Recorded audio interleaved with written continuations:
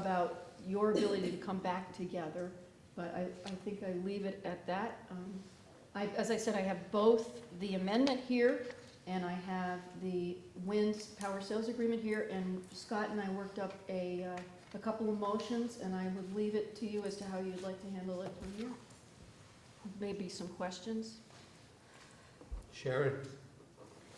This is, it sounds wonderful. My question might be a little unusual, but if for any reason this wind project gets sued because the neighbors feel like they're having eye problems or something, how would that affect us? That's a great question. There are guarantees that are written into the contracts. They flow through. So the power sales agreement that you would be asked to sign is between CVEC and the Monomoy School District. There is a power purchase agreement that's between Future Generation Wind and CVEC, and in that, there are protections that are called guaranteed annual outputs. So there's a minimum that they have to provide by way of production. And if they do have a lawsuit that means that one of their turbines or multiple turbines are stalled for any length of time, and they can't make the financial remuneration, we can terminate the agreements.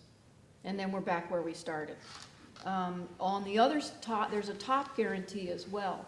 We were concerned, CVEC was concerned of getting too many net metering credits and not being able to distribute them. And because if it's a great wind year, so we have a 3-year performance. At the end of 3 years, we can assess the average. And if we're over what they have basically estimated we would be getting, we can change all of our percentages with them based on wanting to up our take. Yeah. Liz, 2 points of interest. How many wind turbines would the 300-plus acre bog owners construct? 4. 4. Yeah. And just another point, I'm familiar with the property, and it's almost touching Wareham, Plymouth, and Yeah. how come Plymouth and Wareham would not have been approached to join this? I think they were, and I'm not sure if they were, for instance, the town of Marion is the host for it.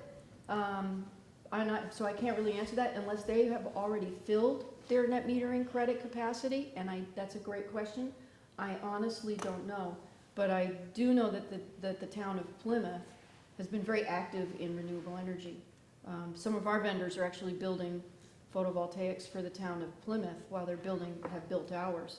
So I would have to speculate, but I believe that might be one reason, is that they just don't have the appetite for the net metering credits. Thanks, Liz. Any further questions?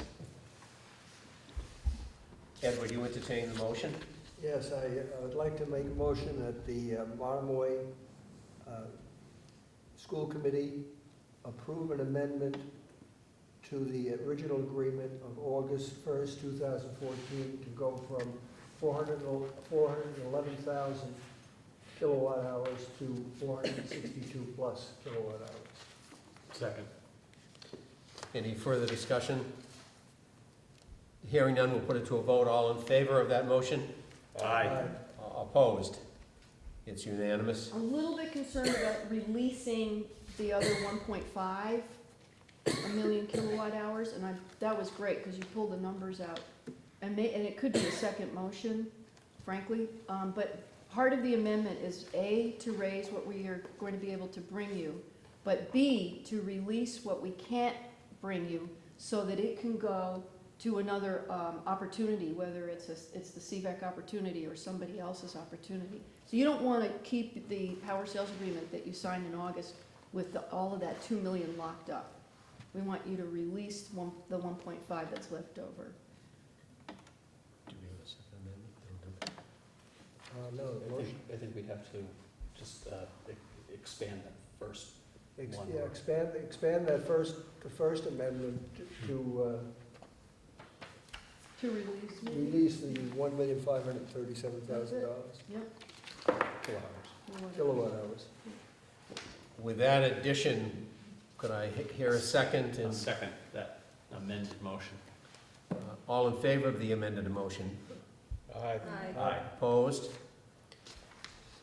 It is passed. Okay. Got another one? Yep. I We do. could discuss the wind This is- proposal this if is you to, care to.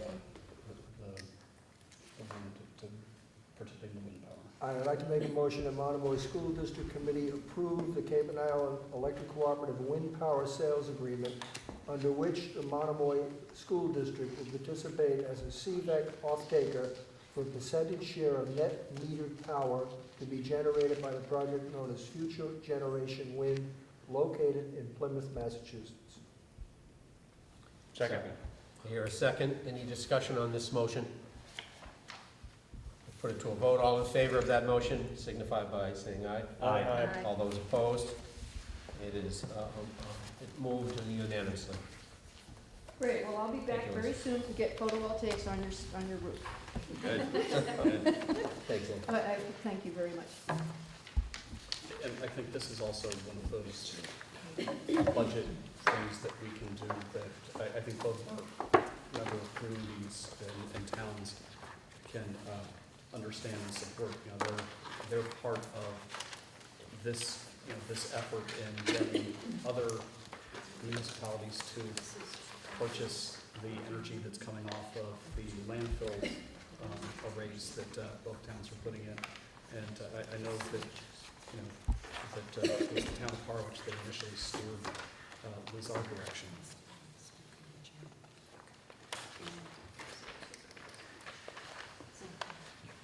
Thanks again, Liz. Thank you, sorry, I'm just making sure I get to the right paperwork, and that's, I marked the signature pages with the paperwork. Thanks, Liz. Our next item is discussion around the fiscal 16 budget overview, priorities and challenges, and E&D and auditors report. Katie and Scott will carry that for us.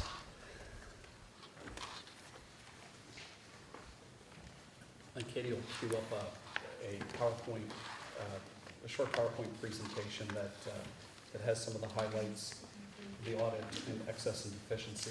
And then she and I have been working on a high-level look at where we've been since FY12 to where we're at, and sort of a foreshadowing of some of the challenges that we see coming forward as we go into FY16. We have a meeting Monday with the Harwich Board of Selectmen and Finance Committee, and I feel it's important for us to at least start conversations on some of the budget challenges that are there. One of the, to sort of provide the punchline in advance, one of the things that we talked about in our presentations last year is that we had been using an awful lot of school choice dollars as a school district, but had been for several years to support school budgets, and at the same time to support our towns, so that the towns were paying less to each year to support the operating budgets of the schools through the assessments. But I was warning then that the pot of school choice money that the district and the towns had been relying on for recent years was at some point going to start to wither. And we'll kind of get to that in the last slides. So first I'll talk to you about our audit, and then talk a little bit about E&D and explain just what is excess and deficiency E&D, this phrase that we banter around. Our auditing company's name is Lynch, Malloy, and Marini, and they did our audit last year and this year as well. Scott and I met with Rob Lynch, who's one of the partners, and we went all over the audit, and I handed it out to you at last meeting. Some of the highlights of the audit in the audit discussion has to do with some of the practices that we have in place, and when they did the first audit, was when we were truly a work in progress, so it was nice for them to come back and see routines and systems and practices that were in place, which was quite nice. They talked about that, there are a couple of things we need to work on a little bit, is formalizing some of our procedures and policies around student activity accounts. And also, we need to implement procedures to maintain inventory of our fixed assets and the infrastructure. We need to inventory the whole district. And we had spoken with the auditors and said purposefully we did not inventory all the assets when we knew we were closing a building, tearing a building down. Let's wait till we open up a building and then we can do that. So that will be on our agenda for this year as well as next to get that squared away. So this is a summary of the general fund audit, and I did the 13 and 14 so you can see. In FY13, we had a shortfall of $266,000 in our revenues, and it's interesting because if you see in FY14, we have additional revenues of $407,000 over what we budgeted. It's in the same categories. We had in 13, our Medicaid dollars came in lower than we had budgeted, and in FY14, they came in higher than we budgeted. The same was true of circuit breaker, charter school, and regional transportation. So we had a $266,000 shortfall in our revenue projections for 13, and we had unexpended funds in the FY13 budget of $784,000, which has our $517,000 revenue over expenses. If you recall, our excess and deficiency for FY14 was $514,000. There's a few modifications that the Department of Ed does on some categorization behind the scenes, which is why it's not exact dollar for dollar. And in FY14, our revenues were $407,000, as I said, more than we had budgeted. A big chunk of that was at the end of the fiscal year, the governor infused additional funds for charter school tuition reimbursements, and it came late in the game, and we did not plan on that. And we also had an infusion of transportation reimbursement dollars.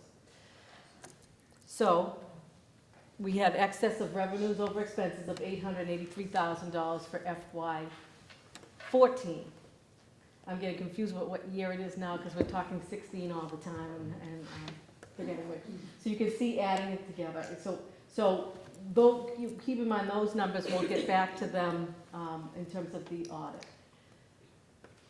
So this all plays into our excess and deficiency fund. So what I've done, this falls under Mass General Law, Chapter 71, that regional school districts are allowed to have an excess and deficiency account, and it's similar to a town's free cash or retained earnings in a private business.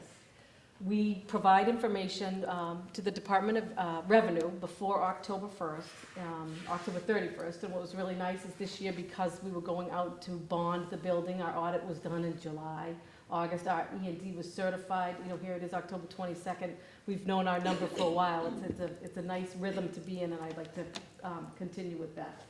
And there is also, if you don't have your paperwork in on time, the Department of Ed could withhold your Chapter 70 money until you have your dollars certified by the Department of Revenue, which we don't want that to happen. A school district may use all or part of your E&D when you're building your budget. What you have to do is, going forward, is when we build the FY16 budget, you would have to right up front use that as a revenue source. Right now, if we, in this current year, found that something extraordinary happened and we needed to use the E&D that we currently have, that would require us reaching out to the two towns, and they'd have to have a special town meeting in order for us to use E&D this year. Or by fact of not holding a town meeting, that would mean that it would be okay that we could go ahead and use it. But we can't just spend it without first going to our two towns. If we ever have 5% above our operating budget, it's operating and capital, so when you think about the 5%, debt is not a part of that, so we have to back that off of the total budget. Anything above 5% then has to get returned to the towns to reduce their assessments. And that's That's how that all works. And this information comes right from the Mass Department of Ed. It's on their website if you looked at the budget process for regional schools.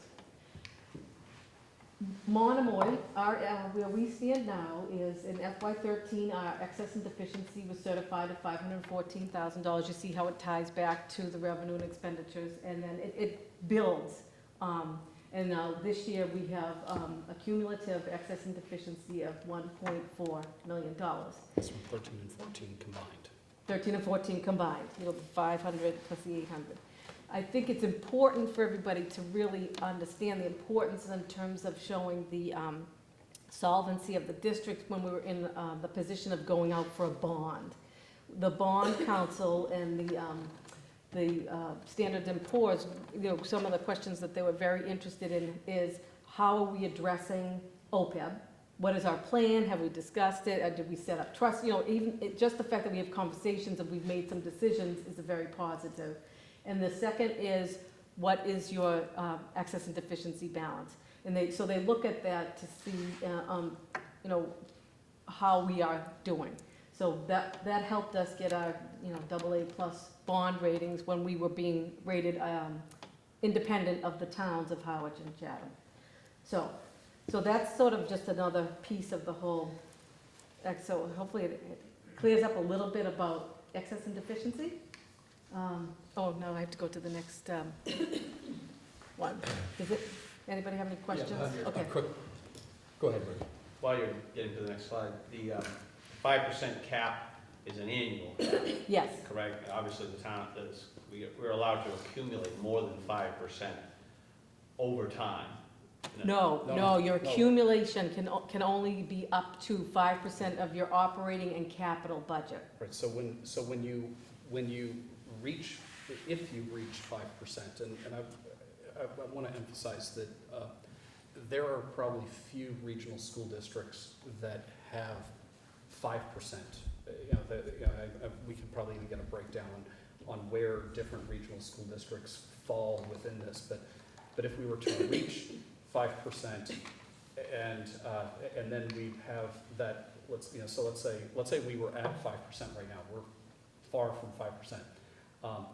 Next year, when our excess and deficiency is certified, let's say it becomes in excess of 5%. When building the following year's budget, the excess beyond 5%, we would have to build in using that as an offset against that following year's budget. So you can only bank as a rainy day amount or a source of budget stability up to that 5%, and anything above and beyond that, you have to build into the budget picture the following year. But it's 5% of a number that changes every year. That's right. Right. That's right.